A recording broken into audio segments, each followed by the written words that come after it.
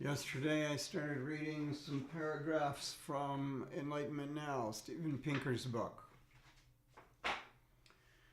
And I want to go ahead into the first chapter. I think what I read yesterday was from the foreword.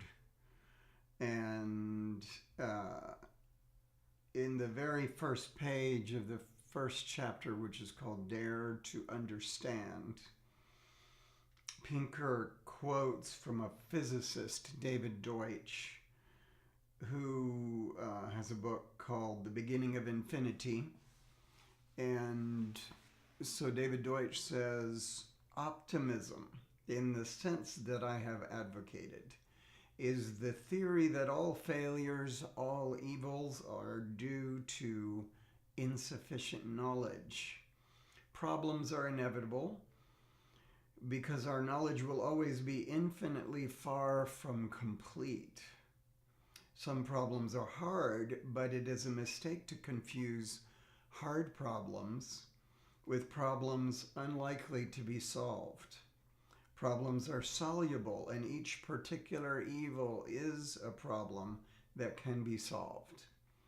An optimistic civilization is open and not afraid to innovate, and is based on traditions of criticism. Its institutions keep improving, and the most important knowledge that they embody is knowledge of how to detect and eliminate errors. All right, I want to talk about that a little bit because so much of this applies to this time that we're in and to my life in particular. He's talking about optimism, which, man, that is not popular. It's not popular to be optimistic these days. We hear many reports of things that aren't optimistic at all. And it's certainly easy for me to be downhearted about what is taking place. On the other hand, when you say that all failures, all evils are due to insufficient knowledge, well, that's interesting because it means that maybe there's some knowledge that we have yet to uncover that could help us to solve the problems that we're seeing in front of us.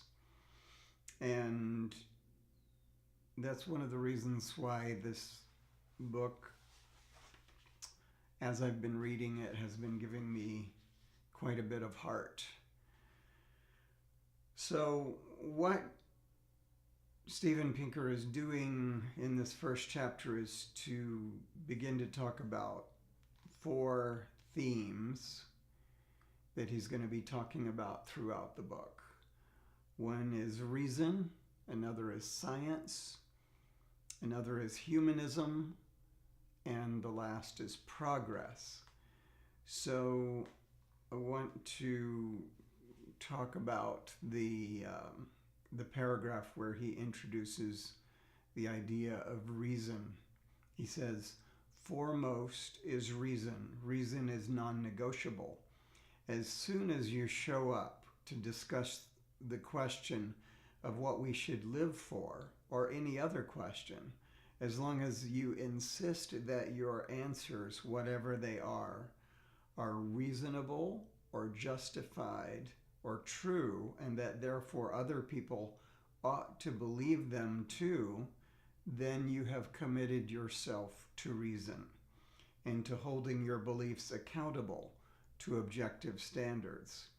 If there's anything the Enlightenment thinkers had in common, it was an insistence that we energetically apply the standard of reason to understanding our world and not fall back on generators of delusion like faith, dogma, revelation, authority, charisma, mysticism, divination, visions, gut feelings, or the hermeneutic parsings of sacred texts. All right, so he said quite a lot there, and I want to make a disclaimer in that, faith. Don't you have to have faith in something? That's a question that I certainly keep coming back to. Revelation, I don't know. I feel like revelations are part of my life. They're strung through my life. Mysticism, visions, gut feelings.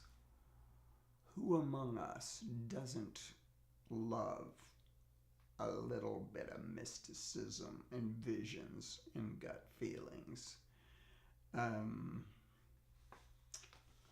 And, well, I have certainly been traveling along the road of hermeneutic parsing of sacred texts from time to time. But an important thing that he's distinguishing here in chapter 1 is this. It's about how reasonable we actually are as human beings. He says, many writers today confuse the Enlightenment endorsement of reason with the implausible claim that humans are perfectly rational agents.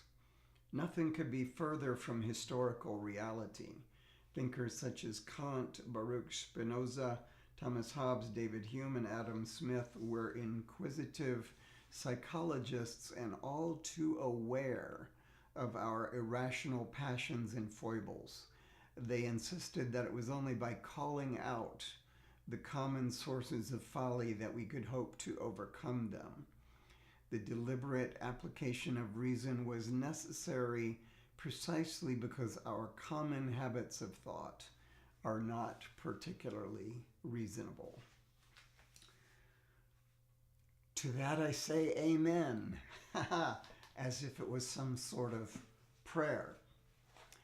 So I think I'm going to leave us here.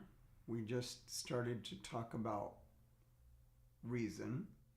I also want to say in conclusion that I'm pretty happy about reading this book and sharing the reading of this book. As I have said before, I have no idea what may come of it, but it seems productive and useful to me, at least, and at some point I know I'll be getting the feedback on how this experiment is working. Thank you for having a look and a listen.